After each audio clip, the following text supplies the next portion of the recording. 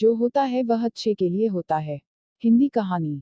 एक बार की बात है, एक राजा तलवारबाजी कर रहा था तो अचानक से उसके अंगुली में कट लग गया।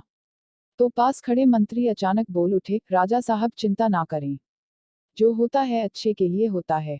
यह सुनते ही राजा को गुस्सा आ जाता है। राजा उस मंत्री को कारागृह में बंद करने का आदेश दे देता है और बोलता है इसको फांसी पर चढ़ा दिया जाए। यह सुनकर मंत्री घबरा गया, उसने राजा से निवेदन किया, महाराज, मैंने आपके यहाँ इतने वर्षों तक काम किया है, क्या आप मेरी अंतिम इच्छा पूरी नहीं करेंगे?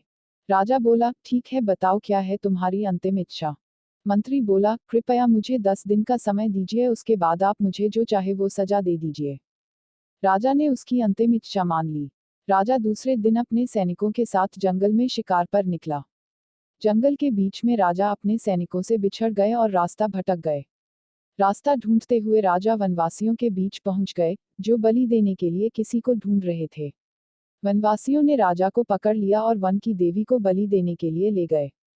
बलि देने की सारी तैयारियां पूरी हो गई। जैसे ही राजा को बलि देने के स्थान पर ले जाया गया, वहां खड़े बुजुर्ग की नजर राजा की खंडित अंगुली पर पड़ी। उसने आवाज लगाई कि ये तो खंडित है, इसकी बलि नहीं दी जा सकती। तो वनवासियों ने राजा को छोड़ दिया। राजा जैसे तैसे वहां से निकला और अपने राज्य पहुंचा। सबसे पहले कारागृह में अपने मंत्री से मिलने पहुंचा। राजा ने मंत्री से कहा, आपने सही कहा था, अगर मेरी अंगुली नहीं कटी होती तो मैं जिंदा नहीं होता, यानी जो होता है वो अच्छे के लिए होता है। राजा ने फिर पूछा, मेरा तो फायदा हुआ लेकिन आपका कैसे फायदा हुआ? मैंने तो आपको सजा दी। मंत्री बोला, मैं आपके साथ शिकार पर हमेशा रहता हूँ, उस दिन भी रहता, लेकिन मेरे खंडित नहीं होने के कारण मेरी बलि चढ़ जाती। इसलिए मेरे साथ भी जो हुआ अच्छा हुआ। राजा प्रसन्न हुआ, लेकिन छोटी सी बात पर मंत्री को सजा देने का दुख भी हुआ।